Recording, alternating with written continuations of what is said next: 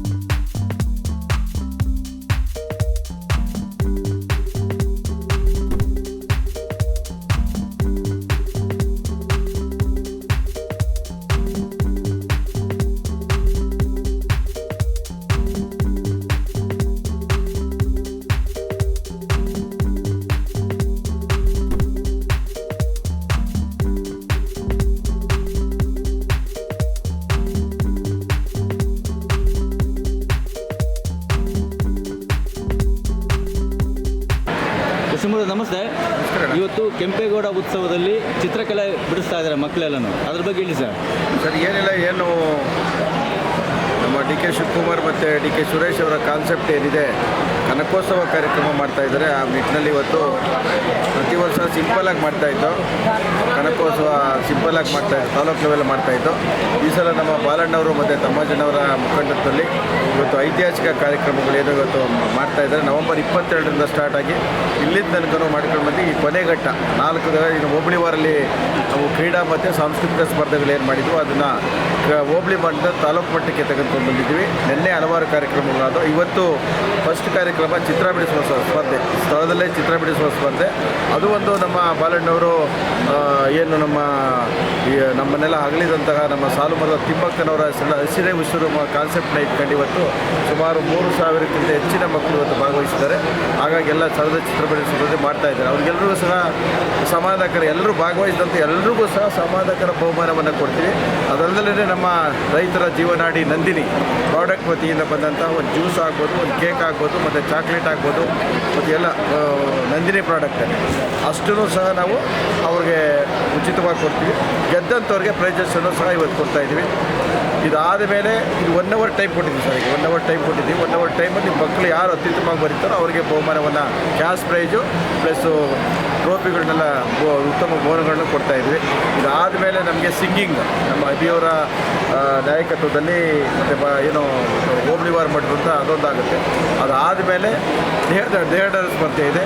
ಅದಾದಮೇಲೆ ಸಂಜೆಗೆ ನಮ್ಮ ಮಕ್ಕಳಿಂದಲೇ ವೇಷಭೂಷಣ ಸ್ಪರ್ಧೆ ಒಂದು ಕಾರ್ಯಕ್ರಮ ಹಮ್ಮಿಕೊಂಡಿದೆ ಸರ್. ಮಕ್ಕಳಿಗೆ ಚಿತ್ರ ಬರ್ಸೋಕ್ಕೆ ಏನೆಲ್ಲ ಎಕ್ವಿಪ್ಮೆಂಟ್ಸ್ ಕೊಟ್ಟಿದ್ದಾರೆ ಸರ್? ಅವ್ರಿಗೆ ಒಂದು ಬೋರ್ಡನ್ನು ಕೊಟ್ಟಿದ್ದೀವಿ ಮತ್ತು ಡ್ರಾಯಿಂಗ್ ಸೀಟನ್ನು ಕೊಟ್ಟಿದ್ದೀವಿ. ಅಷ್ಟನ್ನು ಉಚಿತವಾಗಿ ಕೊಟ್ಟಿದ್ವಿ. ಮತ್ತು ಈಗ ಭಾಗವಹಿಸಿದ ಎಲ್ರಿಗೂ ಸಹ ಒಂದು ಗಿಫ್ಟನ್ನು ಕೊಡ್ತೀವಿ, ಪ್ಲಸ್ ಒಂದು ನಂದಿನಿ ಪ್ರಾಡಕ್ಟನ್ನು ಕೊಡ್ತೀವಿ. ನಾಳೆ ನಮಗೆ ಮುಖ್ಯವಾಗಿ ಬೆಳಗ್ಗೆ 6 ಗಂಟೆಗೆ ರಂಗೋಲಿ ಸ್ಪರ್ಧೆ ಇದೆ ಸರ್. ಗಣೇಶೋತ್ಸವ ದೇವಸ್ಥಾನ ಕಲ್ಯಾಗೇಟ್ ಗಣಪತಿ ದೇವಸ್ಥಾನದಿಂದ ಸ್ಟಾರ್ಟ್ ಆಗಿ ರಾಜ್ಕುಮಾರ್ ರೋಡು, RR ರೋಡು, ಡೂಮ್ಲೇಟು, ಕಲ್ಯಾಗೇಟಿಂದ ಸ್ಟಾರ್ಟ್ ಆಗಿ ಕೋಟೆ ಮೈದಾನ ತಕ್ಕನವೇ ಅತ್ಯುತ್ತಮವಾದ ರಂಗೋಲಿ ಸ್ಪರ್ಧೆ ಇದೆ. ರಂಗೋಲಿ ಸ್ಪರ್ಧೆ ಆದಮೇಲೆ ನಮ್ಮ ಮಾಗಡಿ ವಿಧಾನಸಭಾ ಕ್ಷೇತ್ರದ ಮೇರೆ ದೇವರುಗಳು ಏನು ನಾಡ ದೇವತೆಗಳಿದೆ, ಗ್ರಾಮ ದೇವತೆಗಳಿದೆ, ಅವೆಲ್ಲರನ್ನೂ ಸಹ ಕರೆಸಿ ಮೆರವಣಿಗೆಯನ್ನು ಮಾಡಿ ಕೋಟೆ ಮೈದಾನ ಕರ್ಕೊಂಬಂದು ಆ ಕೋಟೆ ಮೈದಾನದಲ್ಲಿ ನಮ್ಮ ನಿಟ್ಟಿ ಪೂಜೆಯನ್ನು ಮಾಡಿ, ತದನಂತರ ಮಧ್ಯಾಹ್ನ ಆನೆ ಮೇಲೆ ನಮ್ಮ ಕೋಟೆ ಮಾರಮ್ಮನ್ನ ಕೋಟೆ ಕರ್ಕೊಂಬಂದು ತಿರುಪತಿಯ ಅರ್ಚಕರಿಂದ ಏನು ಬಂದಿರೋದು ನಾಳೆ ಬರ್ತಾ ಇರೋಂಥ ಅರ್ಚಕರಿಂದ ನಮ್ಮ ತಿರುಮಲ ವೆಂಕಟೇಶ್ವರ ಸ್ವಾಮಿಯನ್ನು ಕರ್ಕೊಂಬಂದು ಕಲ್ಯಾಣೋತ್ಸವ ಕಾರ್ಯಕ್ರಮ ನಾಳೆ ಇದೆ. ನಾಳೆ ಸಂಜೆ ಕಲ್ಯಾಣೋತ್ಸವ ಇದೆ. ಇಷ್ಟು ಕಾರ್ಯಕ್ರಮ. ಭಾನುವಾರ ಗೆದ್ದಿದಂಥ ಎಲ್ರಿಗೂ ಸಹ ಬಹುಮಾನಗಳ ವಿತರಣೆ ಮಾಡುವಂಥದ್ದು, ವಾಲಿಬಾಲು ಏನು ಸ್ಪೋರ್ಟ್ಸ್ ಉಳ್ಕೊಂಡಿದೆ ಅದನ್ನು ಫೈನಲ್ ಮಾಡುವಂಥದ್ದಾಗ್ಬೋದು, ಮತ್ತು ನಮ್ಮ ಮಾಗಡಿಯ ಪ್ರಖ್ಯಾತ ಕುಸ್ತಿ ಪಂದ್ಯಾವಳಿ ಆಗ್ಬೋದು, ಮತ್ತು ಅದಲ್ಲದೆ ಸಂಜೆಗೆ ಹೆಸರಾಂತ ಇವರಿಂದ ಈವೆಂಟ್ಸ್ ಕಾರ್ಯಕ್ರಮವೂ ಇದೆ ಸರ್. ಇಷ್ಟು ಕಾರ್ಯಕ್ರಮ ಸಂಗೀತ ರಸಸಂತೆ.